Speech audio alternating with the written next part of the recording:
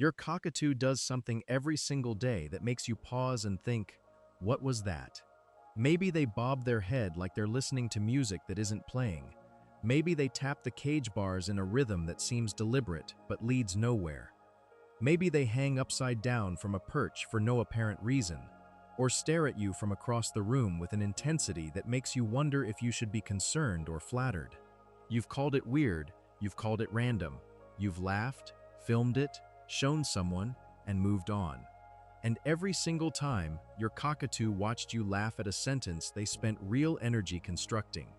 Because none of it is random, not one behavior, not one head tilt, not one tap. A cockatoo doesn't have random.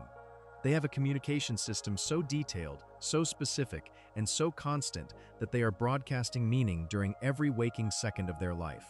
And the only reason it looks like noise is because no one ever handed you the translation. 7 behaviors, 7 things your cockatoo does that you've been misreading, dismissing, or filming for entertainment. Every single one is a message, and at least 2 of them, if you keep ignoring them, will become the behavioral problem you'll be Googling 6 months from now. Subscribe and drop the weirdest thing your cockatoo does. I'll tell you what it means. Let me walk you through what you've actually been watching. Number 1, the head bob. They do it when you walk into the room. They do it when you open the fridge. They do it when you're holding something they've never seen before. That rapid, rhythmic, up and down pumping of the head that looks like enthusiasm, like excitement, like a bird who just really loves seeing you grab a bag of chips. And sometimes it is excitement, but not always. And the difference matters. Head bobbing in cockatoos has 3 completely separate origins depending on context, and each one means something different. When a young cockatoo bobs its head at you while making soft begging sounds, that breathy, high-pitched whine underneath the bob, they are performing juvenile food solicitation. This is the exact motor pattern a chick uses to beg a parent for regurgitated food. An adult cockatoo who still does this in your presence has psychologically categorized you as a parental figure and is expressing a need that has less to do with hunger and more to do with comfort. They want to be provided for. They want the feeling of being fed, not the food itself. When a cockatoo bobs rapidly with a tall posture, flared crest, and pinning pupils, especially in the presence of a mirror, another bird, or during spring, that is courtship display. Their hormonal system is active, and the bob is a reproductive advertisement. Responding with physical affection during this version reinforces the hormonal cycle.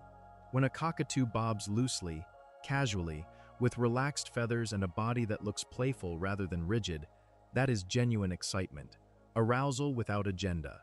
The emotional equivalent of a human bouncing on their toes when something good is about to happen. Same movement, 3 different dictionaries. And the owner who can't tell the difference is responding to all 3 the same way, which is how a parental comfort-seeking behavior gets ignored. A hormonal display gets accidentally rewarded, and genuine excitement gets treated like a problem. Number 2, the upside-down hang. This one makes people nervous the first time they see it.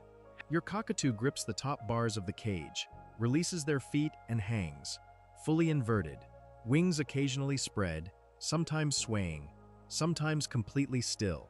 It looks reckless. It looks like something went wrong. It looks like a bird that forgot how gravity works. It is the opposite of all of those things. Hanging upside down is a confidence behavior. In wild cockatoos, inverted postures are associated with play, spatial exploration, and social display. A bird that hangs upside down in a relaxed body state is a bird demonstrating total physical confidence in its environment. They trust the surface, they trust their grip, and they trust that nothing in the room is going to attack them while they're in the single most vulnerable physical position a bird can occupy. A cockatoo who hangs upside down in your presence is showing you something they would never show a predator, a stranger, or a human they haven't evaluated as safe. This is not concerning.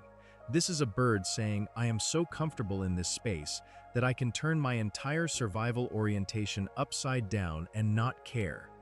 If anything, the cockatoo who never inverts, who always stays upright, always grips tight, always keeps their weight centered over their feet, is the one worth watching. because that bird is never fully letting go. Number 3. The cage tap. Listen to it next time. Not casually. Actually listen. Your cockatoo grips a cage bar and strikes it with their beak. Not chewing, not biting. A deliberate, rhythmic tap, sometimes slow and spaced, sometimes rapid, sometimes in clusters that feel almost patterned. This is one of the most overlooked communication behaviors in captive cockatoo keeping. And it has a wild origin that will reframe everything you thought you were hearing. Palm cockatoos, the only non-human species ever documented using a tool for rhythmic percussion, drum on hollow tree branches to broadcast territorial presence and attract mates. The sound carries through the forest. It is acoustic communication at its most primal, a message sent through vibration rather than vocalization. Your cockatoo tapping their cage bars is engaging the same communicative channel. They are producing a sound designed to carry, designed to be noticed, designed to say something that their voice isn't saying. Context tells you what. Tapping when you're in another room is acoustic contact calling, a vibration-based "I'm here, are you there?" that runs parallel to their vocal system.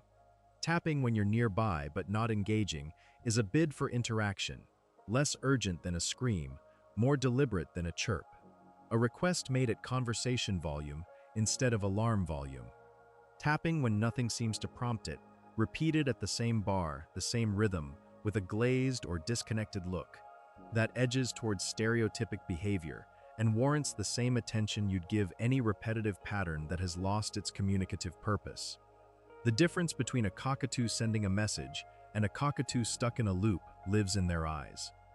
A communicating bird looks at you between taps. A looping bird looks at nothing. Number 4. The stare. You know this one. You feel it before you see it. That prickling sensation that makes you look up from your phone and find your cockatoo locked onto you from across the room with an intensity that borders on unsettling.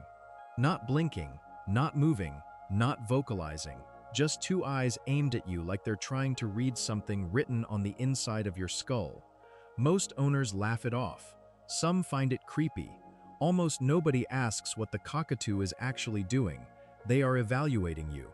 Specifically, they are evaluating your current state to determine whether an approach is safe. Cockatoos are extraordinarily perceptive readers of human body language. They process your posture, your facial tension, your movement speed, and your breathing pattern faster than you process theirs. The stare is not aggression. It is not dominance. It is pre-approach assessment. Your cockatoo wants to come to you. They want interaction. But before they commit, before they leave the safety of the cage or the perch, they run a full scan of your emotional state to determine whether the version of you that exists right now is the version that will receive them well. If you look up and meet the stare with soft eyes and a relaxed face, you'll often see the immediate result. They move toward you. Crest lifts. Body shifts forward. The assessment passed. But if you look up tense, distracted, or agitated, even subtly, the cockatoo stays. Not because they don't want to come, because the scan told them the conditions aren't right. The next time you catch your cockatoo staring at you, don't look away. Soften your face, slow blink. Let your shoulders drop. You're not just meeting their eyes. You're answering a question they didn't want to ask out loud. Number 5. The beak wipe. Quick, easy to miss. Your cockatoo grabs a perch or a cage bar and drags the side of their beak along it. Left side, right side, sometimes several times in rapid succession. You've assumed this is cleaning. After eating, it often is. But when it happens outside of a food context, when your cockatoo beak wipes on a perch after you've entered the room, or after a moment of excitement, or after being startled, something else is happening. Beak wiping is a displacement behavior, a physical action performed to discharge a momentary spike of emotional energy that the cockatoo hasn't decided what to do with yet. Think of it as a cockatoo's version of a person cracking their knuckles or adjusting their glasses when they're processing something they haven't fully categorized. It means their system just experienced a small surge. Could be excitement, mild anxiety, social anticipation, or arousal, and the wipe is how they press the reset button before deciding their next move. It's not a problem. But it is a timestamp. It tells you exactly when your cockatoo felt something shift internally. If you start tracking when the beak wipes happen, what triggered them, what follows them, you'll begin mapping your cockatoo's emotional landscape in a way that no amount of reading could teach you. The wipe is a punctuation mark in a sentence they're writing in real time. Number 6, the raised foot. Your cockatoo is sitting on a perch. You walk past, and one foot lifts. Not to step, not to grip something, just lifts, hangs there, toes slightly curled, held in the air for a beat before slowly lowering back down. Most owners don't register this at all. It's too small, too brief, too nothing. It is not nothing. A cockatoo raising one foot toward an approaching human without stepping forward is performing an approach invitation. They are offering the foot the way they would extend it to a branch they want to transfer to. You are the branch. The foot is saying, I want to come to you, carry me, but I'm waiting for you to meet me halfway. This gesture is one of the most fragile communicative behaviors a cockatoo produces. It is quiet, it is brief, and when it goes unacknowledged, when the owner walks past without registering it, the cockatoo logs a small, silent failure. Not dramatic, not traumatic, just a data point. I asked, and nothing happened. Enough of those data points, and the foot stops lifting. The invitation stops being issued, and the cockatoo who once asked quietly begins asking loudly, with screams, with cage rattling, with behaviors that are impossible to ignore because the ones that were possible to ignore didn't work. Every loud behavioral problem has a quiet ancestor, and for many cockatoos, the raised foot was where the asking started. Number 7, the wing flip. This is the one that earns its place at the end of this list, because it's the one most likely to become something bigger if you keep walking past it. Your cockatoo lifts both wings sharply away from the body, a quick, snapping motion, almost like a shrug, and then settles them back.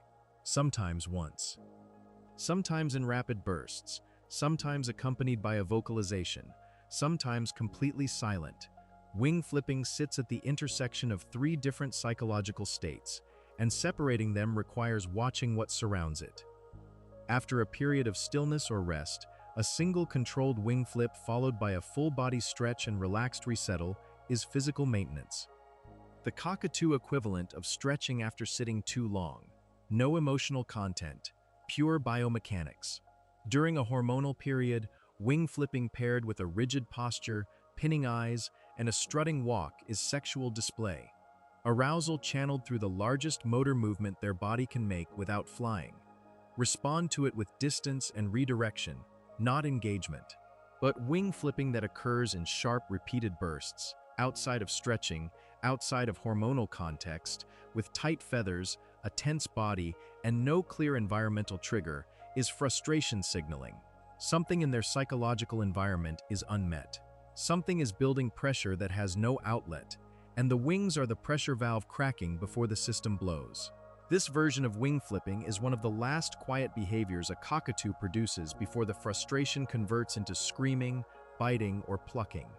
It's the signal that sits on the line between, I can still manage this, and I can't hold it anymore. If you see it, the sharp, tight, repeated flips with no stretch, no relaxation, no playful context, something in their life needs to change. More destruction material, more flight time, more complexity, more of whatever their brain is not getting enough of to stay regulated. Because the wing flip is not the problem. The wing flip is the last polite version of the problem. What comes after it won't be polite at all. Nothing your cockatoo does is filler.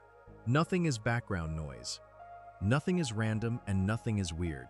Every bob, every hang, every tap, every stare, every wipe, every lifted foot, every snapped wing is a word in a language they have been speaking fluently since the day they were born, broadcast on repeat, all day, every day, to an audience of one who has been watching the whole time without a dictionary. Now you have one, not complete, not finished, but enough to hear sentences where you used to hear static, enough to answer a lifted foot instead of walking past it, enough to read the difference between a stretch and a warning before the warning becomes something you can't miss. Your cockatoo has been talking to you in every frame of every day you've spent together. The only thing that changed today is that you finally started reading. Like if your cockatoo just did one of these while you were watching. And subscribe because this dictionary is still being written.